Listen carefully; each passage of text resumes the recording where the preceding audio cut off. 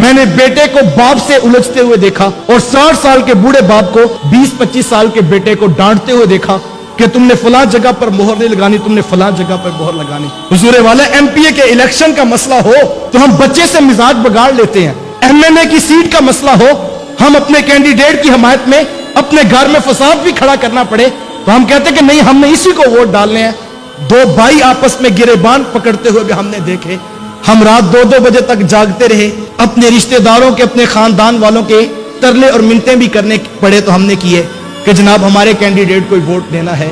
मैं कहता हूं आप जरा दिल पे हाथ रखकर बताएं, क्या इतनी मोहब्बत से आपने किसी को नमाज की भी कभी दावत दी है?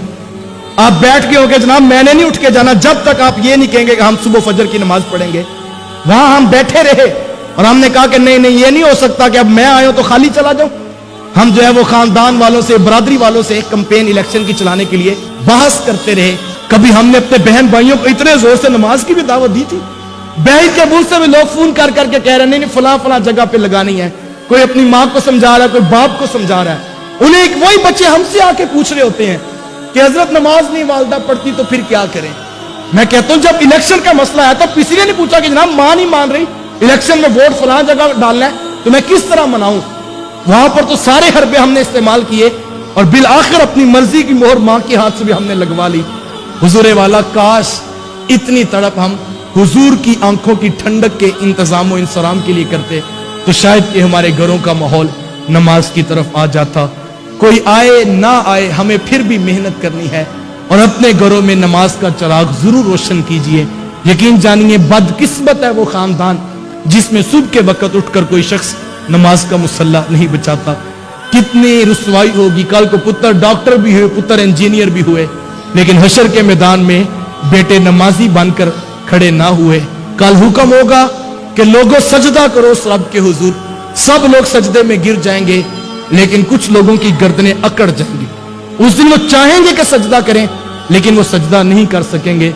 लोग उठाकर मुंह देखेंगे ये कौन लोग हैं, ये कौन मुतकब्बिर हैं कि जो रब के हुजूर सजदा नहीं कर रहे।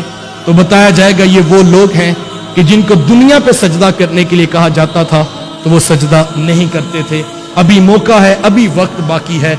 हजरत ख्वाजा हसन बसरी अलैहिर्रहमा ने एक जनाजा पढ़ाया और जनाजा पढ़ाने के बाद कब्र की तदफीन हुई और आप वहीं पर पास खड़े रहे।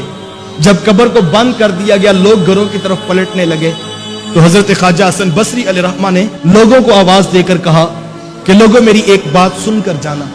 लोग मुतवज्जे हो गए कि वक्त का वली और वक्त का शेख हमें बुला रहा है तो कोई कीमती बात हमें बतानी होगी। लोग वापस पलटे तो हजरत ख्वाजा हसन बसरी अलैहिर्रहमा फरमाने लगे लोगों मुझे ये बताओ अगर इस शख्स को कब्र से दोबारा उठने का मौका मिल जाए तो ये क्या करेगा। सब ने बैक जुबान होकर कहा कि ये सर सजदे में रखकर अपने रब को राजी करेगा। कहा पक्की बात है। कहा जी बिल्कुल, इसमें तो दूसरा सवाल ही नहीं, यही हसरत होगी से काश कि मेरा रब मेरे से राजी हो जाए। तो ख्वाजा हसन बसरी अलैहिर्रहमा फरमाने लगे ये तो उठकर सजदा नहीं कर सकता लेकिन मेरे और तुम्हारे पास अभी वक्त बाकी है, हम अभी सजदा कर सकते हैं। दीन की बात फैलाना सदक़े जारिया है। सवाब की नीयत से वीडियो को शेयर जरूर कीजिए। जज़ाकल्लाह।